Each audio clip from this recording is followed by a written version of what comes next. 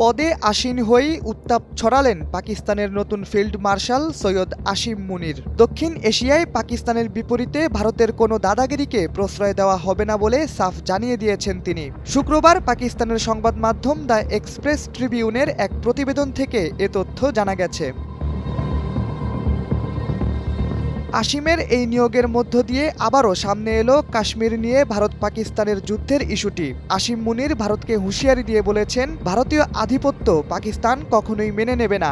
এ সময় তিনি ভারত পাকিস্তান ইস্যুতে তার নিজের দেশের অবস্থান আবারও তুলে ধরেন। পাকিস্তানের সশস্ত্র বাহিনীর মিডিয়া এবং জনসংযোগ শাখা ISPR এর পক্ষ থেকে জানানো হয়েছে, উপাচার্য শিক্ষাবিদ এবং সিনিয়র অনুষদ সদস্যদের সঙ্গে অনুষ্ঠিত অনুষ্ঠানে ফিল্ড মার্শাল এ মন্তব্য করেছেন। এ সময় তিনি ভারত পাকিস্তানে দীর্ঘদিনের পানি চুক্তি, সিন্ধু নদের পানি বণ্টন নিয়েও ভারতকে বেশ হুঁশিয়ারি দিয়ে কথা বলেছেন।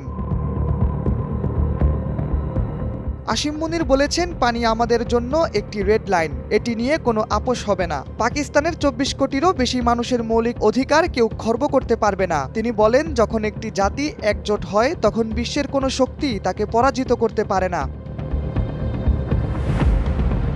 গত মাসে চলা ভারত পাকিস্তান যুদ্ধকে স্মরণ করিয়ে দিয়ে তিনি আরও বলেন, আল্লাহ আমাদের সহায় হয়েছেন। পাকিস্তান ও ভারত পরস্পরের ভূখণ্ডে ক্ষেপণাস্ত্র হামলা চালিয়েছে। ভারতীয় হামলার জবাবে পাকিস্তান অপারেশন বুনিয়ানুম মারসুস পরিচালনা করে ভারতের একাধিক সামরিক স্থাপনা ধ্বংস করেছে।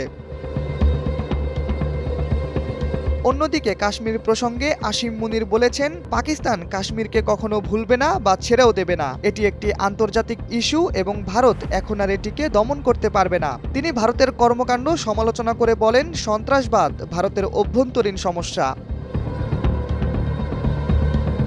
আসিম মুনির আরও বলেন, ভারতে সংখ্যালঘুদের ওপর বিশেষ করে মুসলিমদের বিরুদ্ধে দমন নিপীড়ন ও বৈষম্য এ সমস্যার প্রধান কারণ। বেলুচিস্তানে ভারত সমর্থিত সন্ত্রাসীদের বিষয়ে তিনি আরও বলেন, এই সন্ত্রাসীদের বেলুচদের সঙ্গে কোনো সম্পর্ক নেই, তারা বাইরের শক্তির ইন্ধনে কাজ করছে।